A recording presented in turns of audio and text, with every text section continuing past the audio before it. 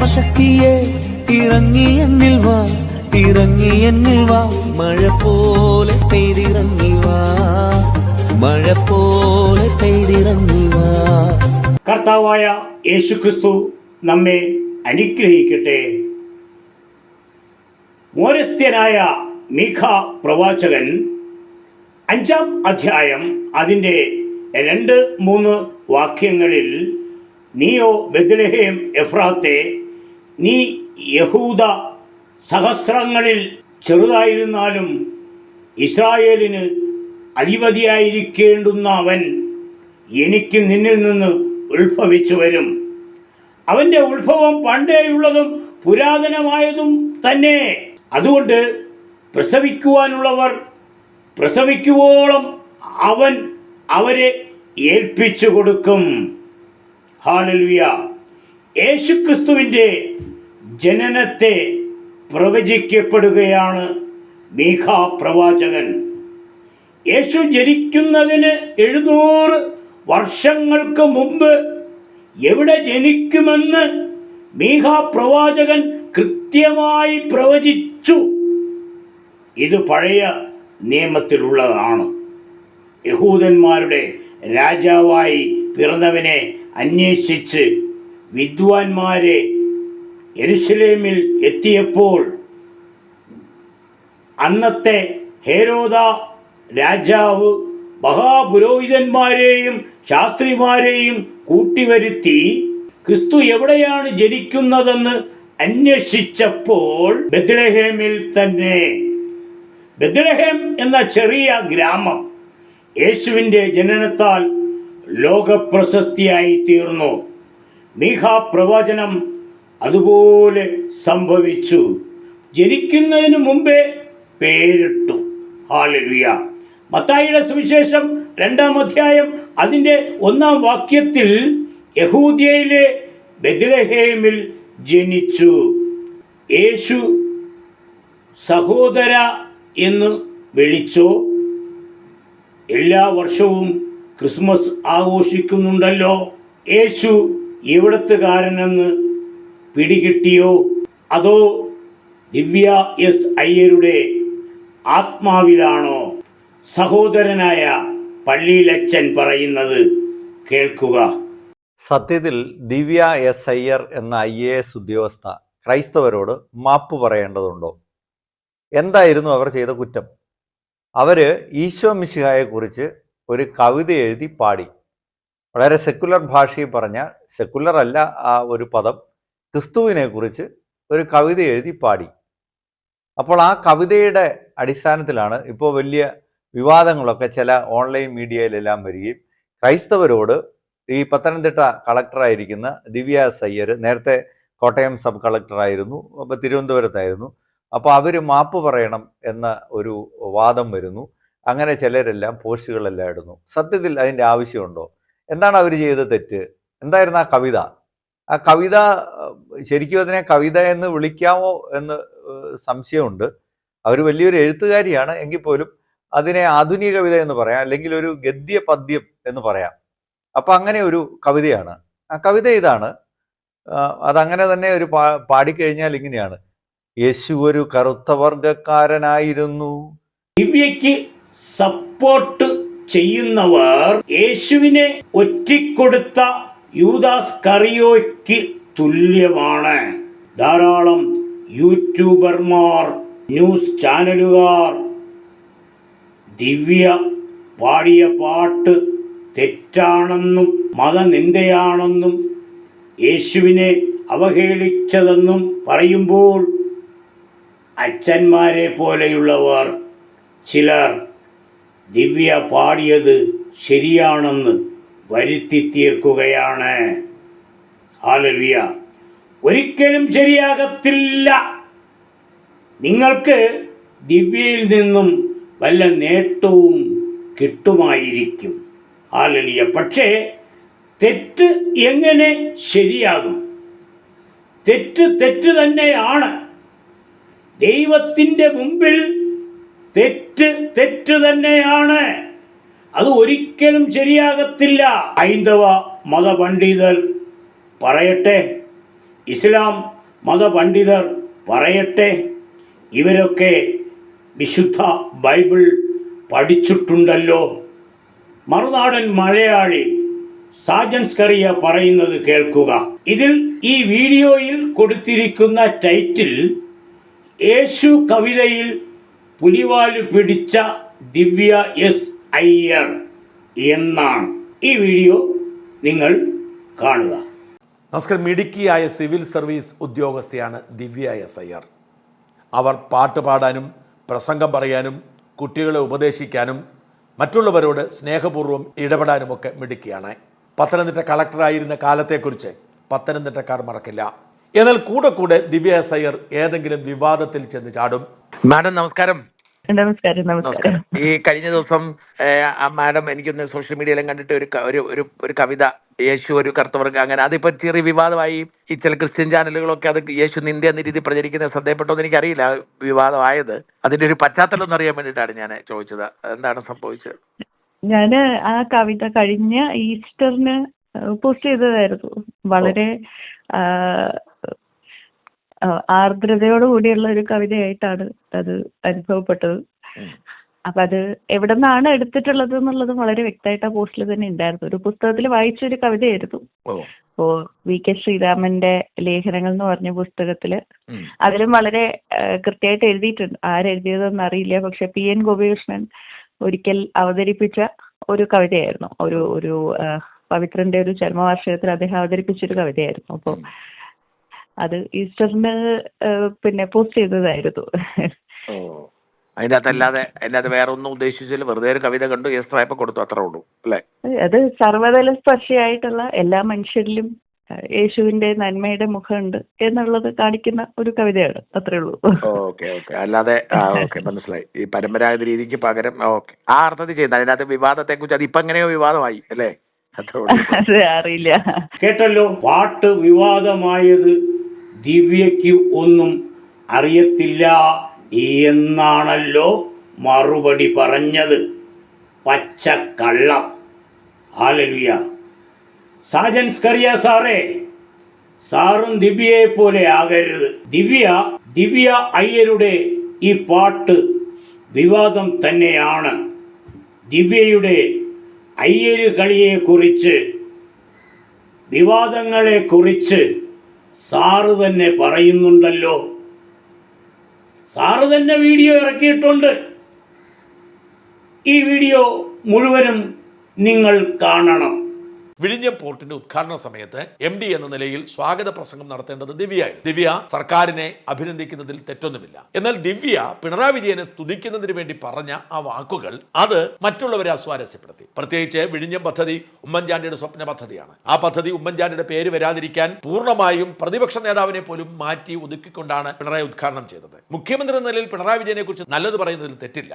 എന്നാൽ അതിന് കവിഞ്ഞുകൊണ്ട് പിണറായി ഉള്ളത് കൊണ്ട് മാത്രമാണ് ഇതൊക്കെ നടന്നത്, പിണറായിയുടെ കാലം സമ്പന്നവും സന്തുഷ്ടമാണ്, പഴയ കാലമൊക്കെ മോശമായിരുന്നു എന്ന തരത്തിൽ പറഞ്ഞത് വിവാദമായി. പിണറായിയെ കുറിച്ചെന്നല്ല, ആരെക്കുറിച്ചും നല്ലത് മാത്രം പറയുന്ന രീതിയാണ് ദിവ്യക്കുള്ളത്. അതുകൊണ്ട് ദിവ്യ അങ്ങനെ നല്ലത് പറയാൻ വേണ്ടി പറഞ്ഞു എന്ന് മാത്രം. പക്ഷെ പറഞ്ഞ വാക്കുകൾ ഒരു പരിധിക്കപ്പുറത്തേക്ക് മറ്റുള്ളവരെ വേദനിപ്പിച്ചു. പ്രത്യേകിച്ച് ഉമ്മൻചാണ്ടിയുടെ ഓർമ്മ തന്നെ ഇല്ലാതാക്കാൻ ശ്രമിച്ച് അത്തരത്തിൽ നിങ്ങൾ പിണറായിക്കെതിരെ കോൺഗ്രസുകാരുടെ ഒരു രോഷം, കോൺഗ്രസുകാരുടെ പ്രതിഷേധം രൂപപ്പെട്ടു നിന്ന സാഹചര്യത്തിൽ ഒരു യുവ കോൺഗ്രസ് നേതാവിന്റെ ഭാര്യയായ സിവിൽ സർവീസ് ഉദ്യോഗസ്ഥ അത് പറഞ്ഞതോടെ അത് വലിയ വിവാദമായി. പിണറായിയുടെ ഇച്ഛാശക്തി, ദൃഢനിശ്ചയം, മികവ് എന്നിവയൊക്കെ എടുത്തെടുത്ത് പറഞ്ഞിട്ട് വിവാദമായ പ്രസ്താവന നടത്തിയത് വൻകിട പദ്ധതികളൊക്കെ കടലാസിൽ ഒതുങ്ങുന്ന കാലം ഇല്ലാതായി പിണറായിയുടെ കാലത്തോടെ എന്നാണ്. അതാണ് വിവാദമായത്. അതായത് പിണറായിക്ക് മുമ്പ് ഭരിച്ചവർ, അത് ദിവ്യ എസ് അയ്യരുടെ അമ്മായിയപ്പനാണെങ്കിലും പിണറായിക്ക് മുമ്പ് ഇവിടെ അധികാരത്തിലിരുന്നവർ, മുഖ്യമന്ത്രിമാരായിക്കോട്ടെ മന്ത്രിമാരായിക്കോട്ടെ, അവരൊക്കെ കാര്യക്ഷമതയില്ലാത്തവരായിരുന്നു. അവരുടെ കാലത്തൊന്നും ഒന്നും നടക്കുമായിരുന്നില്ല, കടലാസിൽ ഒതുങ്ങുമായിരുന്നു പദ്ധതി. എന്നാൽ പിണറായിയുടെ കാലത്ത് ഒരു പദ്ധതിയും കടലാസിൽ ഒതുങ്ങില്ല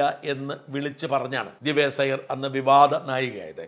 അതേ വിവാദം ദിവ്യ വീണ്ടും ആവർത്തിച്ചിരിക്കുന്നു. ദിവ്യയ്ക്ക് ഒരുപക്ഷെ അത്ഭുതം തോന്നുന്നുണ്ടാവാം, ഒരാളെ കുറിച്ച് നല്ലത് പറയുമ്പോൾ എങ്ങനെയാണ് വിവാദമാകുന്നത് എന്ന്. മുഖ്യമന്ത്രിയുടെ പ്രൈവറ്റ് സെക്രട്ടറി ആയിരുന്ന KK രാഗേഷിനെ CPMന്റെ കണ്ണൂർ ജില്ലാ സെക്രട്ടറിയായി തെരഞ്ഞെടുത്തപ്പോൾ ദിവ്യ ഒരു അഭിനന്ദന പോസ്റ്റ് ഇട്ടതാണ് വിവാദമായത്. ദിവ്യയുടെ ഇൻസ്റ്റയിൽ ദിവ്യ KK രാഗേഷിനെ KKR എന്നൊക്കെ വിളിച്ച് വിശേഷിപ്പിച്ച് അതിമനോഹരമായ വാക്കുകൾ കൊണ്ട് പൊതിഞ്ഞ് ആശ്ലേഷിച്ചു. ദിവ്യയുടെ വാക്കുകൾ എങ്ങനെയായിരുന്നു? കർണന് പോലും അസൂയ തോന്നും വിധം ഈ KKR കവചം. ഇക്കഴിഞ്ഞ 3 വർഷങ്ങൾ അദ്ദേഹത്തിന്റെ ഔദ്യോഗിക ജീവിതം മുന്നിൽ നിന്ന് വീക്ഷിച്ച എനിക്ക് ഒപ്പിയെടുക്കാൻ സാധിച്ച അനവധി ഗുണങ്ങളുണ്ട്. വിശ്വസ്തതയുടെ ഒരു പാഠപുസ്തകം, കഠിനാധ്വാനത്തിന്റെ ഒരു മഷിക്കൂട്. ഇതായിരുന്നു പോസ്റ്റ്. വളരെ ചെറിയൊരു പോസ്റ്റ്. CPM കണ്ണൂർ ജില്ലാ സെക്രട്ടറിയായ, അവിടുത്തെ കോൺഗ്രസുകാരുടെയും BJP-കാരുടെയും ഒക്കെ കണ്ണിലെ കരടായ നേതാക്കളിൽ ഒരാളായ KK രാഗേഷിനെ CPM ജില്ലാ സെക്രട്ടറിയെ തെരഞ്ഞെടുത്തപ്പോൾ അദ്ദേഹം ഒരു മഷിക്കൂടാണ്, കണ്ണിലെ കൃഷ്ണമണിയാണ്, വിശ്വസ്തതയുടെ കവചമാണ്, KKR ആണ് എന്നൊക്കെ പറയുമ്പോൾ ഉണ്ടായ ഒരു വിവാദമാണ്. KK രാഗേഷിന് ഔദ്യോഗികമായി പരിചയമുള്ള ആളെന്ന നിലയിൽ ദിവ്യ അഭിനന്ദിച്ചതിൽ തെറ്റൊന്നുമില്ല. പക്ഷേ ഈ അഭിനന്ദനത്തിലെ വാക്കുകൾ അത് ഒരു പാർട്ടിയുടെ ജില്ലാ സെക്രട്ടറി പദവിയിലേക്ക് എത്തുമ്പോൾ അത് അതിര് കടന്നില്ലേ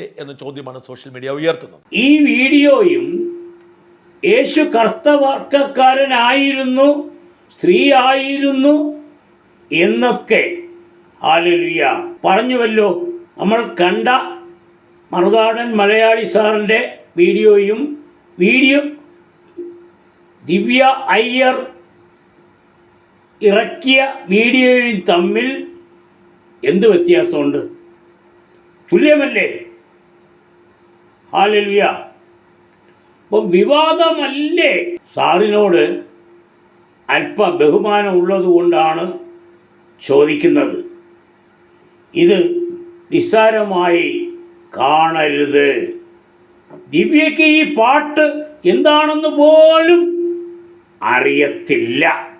ദിവ്യയുടെ തലച്ചോറിനകത്ത് കയറിയ സാധനം ഏതാണെന്ന് മറുനാടൻ മലയാളി ന്യൂസ് ചാനലിലെ സ്റ്റാഫായിരുന്ന സഹോദരി ശീതൽ ഉണ്ണികൃഷ്ണൻ പറഞ്ഞതാണ് ഏറ്റവും വലിയ ശരി.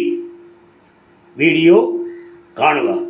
എന്നാൽ സത്യത്തിൽ എന്താ പ്രശ്നം? യേശു ഒരു സ്ത്രീയായിരുന്നു എന്നതിന് 3 ശക്തമായ വാദങ്ങളുണ്ട്. യേശു ഒരു സ്ത്രീ ആയിരുന്നു എന്നുള്ളതിന് 3 ശക്തമായ വാദങ്ങളുണ്ട്. ആരെവിടെ എപ്പോ എങ്ങനെ എന്ത് വാദിച്ചെന്ന് ഏതൊക്കെയെന്നോ പറ. ഇത്രയും കേട്ടില്ലേ? തീരെ ഭക്ഷണമില്ലാതിരുന്ന സമയത്ത് ഒരാൾക്കൂട്ടത്തെ അവനൂട്ടേണ്ടി വന്നു. ഭക്ഷണമില്ലാത്ത സാഹചര്യങ്ങളിലും ഒരു വലിയ ആൾക്കൂട്ടത്തെ ഊട്ടുക എന്നത് സ്ത്രീത്വത്തിൻ്റെ ലക്ഷണമായിട്ടാണ് ഇവിടെ കവി ഉദ്ദേശിക്കുന്നത്. അങ്ങനെയാണ് യേശു കവിയുടെ ഭാവനയിൽ ഒരു സ്ത്രീയാകുന്നത്. ഒരിക്കലും ഒന്നും മനസ്സിലാവാത്ത പുരുഷാരത്തിനു കുറുകെ സന്ദേശമയക്കുവാനവൻ ശ്രമിച്ചുകൊണ്ടേയിരുന്നു. അതായത് വ്യർത്ഥമായിട്ട് ഒന്നും മനസ്സിലാകാത്ത ആളുകൾക്ക് മുന്നിലേക്ക് വീണ്ടും വീണ്ടും ഓരോ സന്ദേശവുമായി ഇറങ്ങിച്ചെന്നുകൊണ്ടേയിരുന്നു യേശു. അതുകൊണ്ട് യേശു ഒരു സ്ത്രീയായിരുന്നു. ഈ രാമായണത്തിൻ്റെ ടോൺ ഇങ്ങനെ റിപ്പീറ്റ് ചെയ്യുന്ന എന്തിനാണെന്ന് മനസ്സിലാകുന്നില്ല. മതസൗഹാർദ്ദമാണോ ഉദ്ദേശിച്ചത്? പണികൾ ചെയ്തു തീർക്കാൻ ബാക്കിയുള്ളതുകൊണ്ട് മരിച്ചിടത്തു നിന്ന പോലും നീറ്റുവരേണ്ടി വന്നു. പണി ചെയ്ത് തീർന്നില്ല, അതുകൊണ്ട് ആ തീർക്കാനുള്ള പണികൾ തീർക്കാൻ വേണ്ടി 3-ാം പക്കം ഉയർത്തെഴുന്നേറ്റ് വന്നെന്നോ? നിങ്ങളിവിടെ വല്ല കലാപം ഉണ്ടാക്കാനുള്ള ശ്രമത്തിലാണോ? ഈ ബൈബിള് മുഴുവൻ പഠിച്ച, ഈ വിശ്വാസത്തെ പിന്തുടരുന്ന ഒരുപാട് മനുഷ്യരുണ്ട് ഇവിടെ. എന്തോന്നൊക്കെ പറഞ്ഞ് ഭാവനയാണ് ഈ പറയുന്നതെന്ന് മനസ്സിലായി. ഭാവനയാണെങ്കിൽ പോലും അതിനൊരു മര്യാദയില്ലേ, ഒരു പരിമിതി ഇല്ലേ? അതായത് അല്ല, ഒന്ന് ചോദിക്കട്ടെ, ചെയ്തു തീർക്കാനുള്ള പണികൾ അവശേഷിക്കുന്നത് കൊണ്ട് മരിച്ചാൽ പോലും വിശ്രമിക്കാൻ പറ്റില്ല എന്ന് പറഞ്ഞ് എഴുന്നേറ്റ് ആ കാര്യങ്ങൾ ചെയ്തു തീർക്കുന്നത് സ്ത്രീകൾ മാത്രമാണ്. എന്തൊക്കെ ചിന്തിച്ചിട്ടും എങ്ങനെയൊക്കെ കൂട്ടിമുട്ടിക്കാൻ നോക്കിയിട്ടും ഒട്ട് ശരിയാവുന്നില്ല മാഡം. സാഹിത്യത്തോടും കവിതയോടും മലയാള ഭാഷയോടുമൊക്കെ വല്ലാത്ത ഒരിഷ്ടം അത് കാണിക്കാറുണ്ട് മാഡം. പല സ്റ്റേജുകളിലായിട്ട് കണ്ടിട്ടുണ്ട്. പലരും എഴുതി വെച്ച കവിതകളൊക്കെ മനോഹരമായിട്ട് ആലപിക്കുന്നത് കണ്ടിട്ടുണ്ട്. അതൊന്നും തെറ്റാണെന്ന് പറയുന്നില്ല. നല്ല സന്ദേശങ്ങളൊക്കെ കുട്ടികൾക്ക് കൊടുക്കാറുണ്ട്. അതിനെയും തെറ്റായിട്ടൊന്നും ആരും ഇവിടെ പറയുന്നില്ല. പക്ഷെ ഇത് ഇത്തിരി കൂടിപ്പോയില്ലേ? സ്വന്തമായിട്ട് തോന്നുന്നില്ലേ? ഈ പല സ്റ്റേജുകളിലും സംസാരിക്കുമ്പോഴും വികലമായിട്ടുള്ള മലയാളം, അല്ലെങ്കിൽ സ്വന്തമായിട്ട് ഉണ്ടാക്കിയെടുക്കുന്ന ഓരോ മലയാള പദങ്ങൾ നമുക്ക് വേണമെങ്കിൽ ഉണ്ടാക്കിയെടുക്കാം. നമ്മുടേതായിട്ടുള്ള വാക്കുകളൊക്കെ നമ്മൾ ഉണ്ടാക്കാറുണ്ട്. പക്ഷേ ആ വാക്കും അതിൻ്റെ അർത്ഥവുമായിട്ട് ഒരു പൊരുത്തമുണ്ടാവണ്ടേ? അല്ലെങ്കിൽ നമ്മൾ ഉപയോഗിക്കുന്ന വാക്കും ഉണ്ടാക്കുന്ന പുതിയ വാക്കും പ്രകടിപ്പിക്കാൻ ഉദ്ദേശിക്കുന്ന ആ ആശയവും തമ്മിൽ എന്തെങ്കിലും ഒരു പൊരുത്തമുണ്ടാകട്ടെ. നാനാത്വത്തിൽ ഏകത്വം എന്ന ആശയം പലമയിലെ തനിമയാണ് സാംസ്കാരിക കേരളം അന്നും ഇന്നും ആഘോഷിക്കുന്നത്. പലമയിലെ തനിമ, അതായത് വ്യത്യസ്തത എന്നുള്ളതാണ് ആ പലമ എന്നുള്ളത് കൊണ്ട് മാഡം ഉദ്ദേശിച്ചത്. നാനാത്വത്തിൽ ഏകത്വം അല്ല, നാനാത്വത്തിൽ ഏകത്വം. കേട്ടല്ലോ, ശീതൽ ഉണ്ണികൃഷ്ണൻ പറഞ്ഞതാണ് സത്യമായ കാര്യം. ഹല്ലേലൂയ. അത് തന്നെയാണ് ഞാനും പറയുന്നത്. അത് വചനത്തിലൂടെ നമുക്ക് പറയാൻ കഴിയത്തുള്ളൂ. ചുമ്മാ എടുത്തു വെച്ചങ്ങ് പറയരുത്. ദൈവത്തിൻ്റെ വചനം ബേസ് ചെയ്ത് വേണം വിശ്വാസികളായ ഞങ്ങൾ പ്രസംഗിക്കുന്നത്, പറയുന്നത്. അതങ്ങനെ തന്നെ വേണം. ഹല്ലേലൂയ. ഞങ്ങൾ കർത്താവായ യേശുക്രിസ്തുവിൻ്റെ നാമത്തിൽ സത്യസുവിശേഷ ശുശ്രൂഷ ചെയ്യുന്നവരാണ്. വ്യാജന്മാരല്ല, കള്ളപ്രവാചകന്മാരും അല്ല. യേശുക്രിസ്തുവിനെ പറ്റി കളക്ടർ ദിവ്യ എസ് അയ്യർ എഴുതിയ കവിത വിവാദമായതിനു പിന്നാലെ ഇക്കാര്യത്തിൽ പ്രതികരണവുമായി കാസരംഗത്ത്. യേശു കറുത്ത വർഗ്ഗക്കാരനായിരുന്നു എന്ന് സ്ഥാപിക്കുന്ന കവിതയാണ് ദിവ്യ എസ് അയ്യരുടേത്. രാമായണ പാരായണ ശൈലിയിൽ കവിത എന്ന് പറഞ്ഞു മൊഴിഞ്ഞ വാക്കുകൾ സത്യത്തിൽ നിങ്ങളുടേതായിരുന്നില്ല. ഡോക്ടർ ക്രിസ്റ്റ്യാനോ റോസെറ്റ എന്നൊരു തലതിരിഞ്ഞ ഒരു ബ്രസീലിയൻ വനിത താൻ സഞ്ചരിച്ച സ്ഥലങ്ങളിൽ പലയിടങ്ങളും ക്രിസ്തുവിന്റെ ജന്മനാടായി ചിത്രീകരിച്ചുകൊണ്ട് 2021 അവരുടെ ഫേസ്ബുക്ക് പോസ്റ്റിലെ വരികൾ അത് അടിച്ചുമാറ്റി മലയാളത്തിലാക്കിയതാണ് ദിവ്യ മാഡം കവിതയായി മൊഴിഞ്ഞത്. ചരിത്രത്തിനോ സാമാന്യ ബുദ്ധിക്കോ നിരക്കാത്ത ആ ഫേസ്ബുക്ക് പോസ്റ്റിലെ വരികൾ ഒരുപക്ഷെ അവരുടേതായിരിക്കില്ല. അവർക്ക് മുന്നേ ഏതെങ്കിലും ഒരു വിവരദോഷി ഒരുപക്ഷെ എഴുതിയതായിരിക്കാം. പക്ഷെ ദിവ്യ അയ്യരെ പോലൊരു സ്ത്രീ അത് അടിച്ചുമാറ്റി കൊണ്ടുവന്ന് മലയാളത്തിലാക്കി പാരായണം നടത്തി മൊഴിയുന്നതെല്ലാം ഒരു സമൂഹത്തിന്റെ വിശ്വാസത്തെ വ്രണപ്പെടുത്തുന്നതാണ് എന്നതോ പോകട്ടെ, സാമാന്യ ബുദ്ധിക്ക് നിരക്കുന്നതാണോ എന്നെങ്കിലും ചിന്തിക്കേണ്ടതായിരുന്നു. പ്രിയപ്പെട്ടവരെ, ക്രിസ്തുവിനെ നിന്ദിക്കുന്ന തരത്തിലുള്ള കവിത വായ്പാട്ടായി അവതരിപ്പിച്ച IAS ഉദ്യോഗസ്ഥയായ ദിവ്യ എസ്ക്കെതിരെ എറണാകുളം റൂറൽ SP മുമ്പാകെ ഞാൻ കേസ് ഫയൽ ചെയ്തിട്ടുണ്ട്. SP ഓഫീസിൽ നേരിട്ട് ചെന്ന് പരാതി ബോധ്യപ്പെടുത്തുകയും എഴുതി കൊടുത്ത് പരാതി സ്വീകരിച്ചതിൻ്റെ റെസിപ്റ്റ് കൈപ്പറ്റുകയും ചെയ്തിട്ടുണ്ട്. ഇത് കേൾക്കുന്ന നിങ്ങൾക്ക് തോന്നിയേക്കാം, നിസ്സാര കാര്യമല്ലേ, ഇതൊക്കെ അവഗണിക്കേണ്ടതല്ലേ എന്ന് തോന്നിയേക്കാം. പലപ്പോഴും പലർക്കും നിസ്സാരമായ കാര്യം മറ്റു ചിലർക്ക് ഗൗരവമുള്ള കാര്യമാണ്. ധ്യാന കേന്ദ്രക്കാർ ഉൾപ്പെടെ നിരവധി ചാനലുകൾ, ക്രൈസ്തവ ചാനലുകൾ, 30ഓളം യൂട്യൂബ് ചാനലുകൾ ഇതിനെതിരെ രൂക്ഷമായ പ്രതിഷേധം അവതരിപ്പിച്ചിട്ടുണ്ട്. ഷക്കേന TV ചാനലിൽ വന്ന രൂക്ഷമായ പ്രതികരണത്തിൽ അവർ മാപ്പ് പറയണമെന്ന് ആവശ്യപ്പെട്ടു. ഒരാഴ്ചകളുമായി വിവാദ വിഷയം പുകയുമ്പോഴും മതവികാരം വ്രണപ്പെടുത്തി എന്ന പേരിൽ അനേകർ പരാതികൾ പറയുകയും മാപ്പ് പറയണമെന്ന് ആവശ്യപ്പെടുകയും ആക്ഷേപിക്കുകയും പരിഹസിക്കുകയും ഒക്കെ ചെയ്തിട്ടും അവർക്ക് യാതൊരു തരത്തിലും ക്രിസ്തുവിൻ്റെ ആ വിശാല ഹൃദയം, എല്ലാവരെയും സ്നേഹിക്കുന്ന വിശാല ഹൃദയം അവതരിപ്പിച്ചു എന്ന് മാത്രമേ അവർക്ക് തോന്നുന്നുള്ളൂ. സാധാരണ വ്യക്തികൾക്കൊന്നും പറയല്ല. അവർ നിയമം അറിഞ്ഞ് നിയമം നടപ്പാക്കേണ്ട ജില്ലാ മജിസ്ട്രേറ്റും ജില്ലാ കളക്ടറുമായിരുന്ന ആളാണ്. ആ കവിതയായിട്ട് ബന്ധപ്പെട്ട് കറുത്ത വർഗ്ഗക്കാരനായിരുന്നോ, കാലിഫോർണിയക്കാരനോ, ഇറ്റലിക്കാരനാണ്, ഇങ്ങനെ പറഞ്ഞതൊന്നും അല്ല വിഷയം. ക്രിസ്തുവിൻ്റെ ആണത്തത്തെ ചോദ്യം ചെയ്യുക എന്ന് പറയുമ്പോൾ എന്താണ് മനസ്സിലാക്കേണ്ടത്? അപ്പൻ ആണല്ല പെണ്ണാണ് എന്ന് പറയുന്നിടത്ത് നിരവധി പ്രശ്നങ്ങളുണ്ട്. അതിനേക്കാളേറെ പ്രശ്നങ്ങളുണ്ട് വിശ്വാസ വിഷയത്തിൽ ക്രിസ്തു ആണല്ല എന്ന് പറഞ്ഞാൽ. കാരണം എന്താ? ഞാൻ ഒന്നേ പറയുന്നുള്ളൂ, ചരിത്രം പഠിപ്പിക്കുന്ന പുരുഷനാണെന്ന്, ബൈബിൾ പഠിപ്പിക്കുന്ന പുരുഷനാണെന്ന്, സഭയുടെ പ്രബോധനം പഠിപ്പിക്കുന്നു പുരുഷ വ്യക്തിയായിരുന്നു എന്ന്. അങ്ങനെയുള്ളപ്പോൾ അറിവിൽ മുമ്പിലുള്ള ഉന്നതയായ ഒരു വ്യക്തി യേശു സ്ത്രീ ആയിരുന്നു എന്നതിന് 3 ശക്തമായ വാദങ്ങളുണ്ടെന്ന് പറയുമ്പോൾ ആ വാദങ്ങളൊക്കെ തെളിയിക്കപ്പെടുന്ന ഒരു സാഹചര്യമുണ്ടെന്നൊക്കെ സ്ഥലത്തിൽ സംശയിച്ചാൽ സ്ത്രീയാണെന്നും പറയുന്നു, പുരുഷനാണെന്നും പറയുന്നു, അപ്പോൾ ശിഖണ്ഡിയാണ് എന്നൊരു ചിന്ത സാധാരണക്കാരന് വരില്ലേ?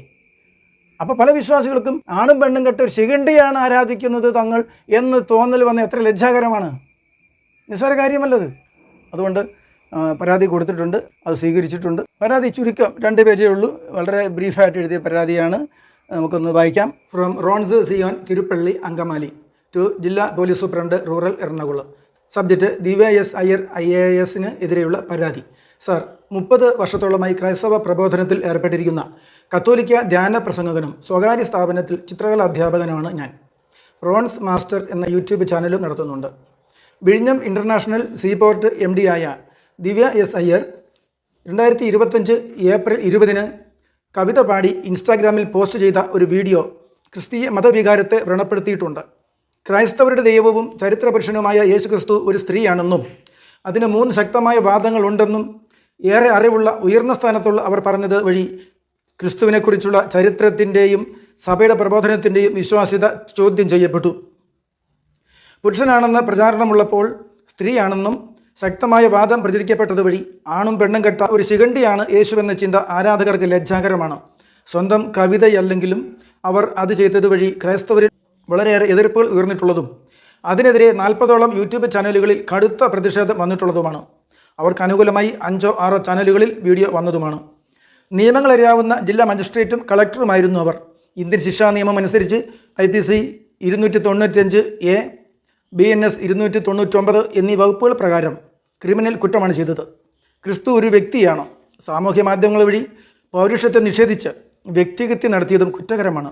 ദുരുദ്ദേശത്തോടെ ചെയ്തതല്ലെങ്കിൽ പോലും നടപടി ഉണ്ടായില്ലെങ്കിൽ അനേകർ ഈ ദുർമാതൃക അനുകരിച്ചാൽ ക്രമസമാധാന തകർച്ച ഉണ്ടാകും. അതിനാൽ അവർക്കെതിരെ വ്യക്തിഹത്യ നടത്തിയതിനും മതവികാരം വ്രണപ്പെടുത്തിയതിനും IPC 295 സെക്ഷൻ A, BNS 299 എന്നീ വകുപ്പുകൾ പ്രകാരം ക്രിമിനൽ കേസെടുത്ത് അവരെ മാതൃകാപരമായി ശിക്ഷിക്കണമെന്ന് അപേക്ഷിക്കുന്നു. ഹല്ലേലൂയ.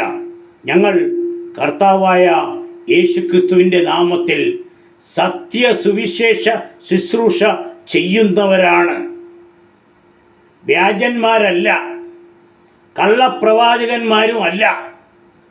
യേശുവിൻ്റെ നാമത്തിൽ അത്ഭുതങ്ങളും അടയാളങ്ങളും വീര്യപ്രവൃത്തികളും നടത്തി സാത്താനിൽ നിന്നും രക്ഷപ്പെട്ട് പ്രാർത്ഥനയിലൂടെ ജീവിക്കുന്ന വലിയൊരു സമൂഹം ഈ ലോകത്തിനകത്തുണ്ട്. ഹല്ലേലൂയ.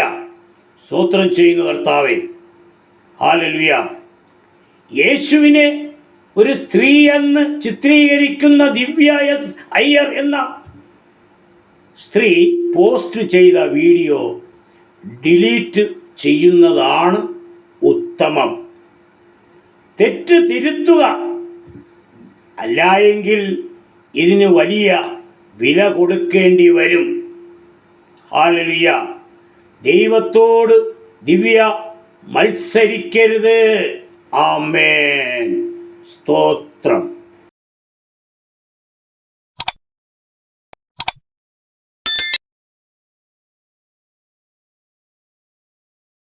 ശക്തിയെ ഇറങ്ങി എന്നിൽ വാ, ഇറങ്ങി എന്നിൽ വാ, മഴ പോലെ പെയ്തിറങ്ങി വാ, മഴ പോലെ പെയ്തിറങ്ങി വാ.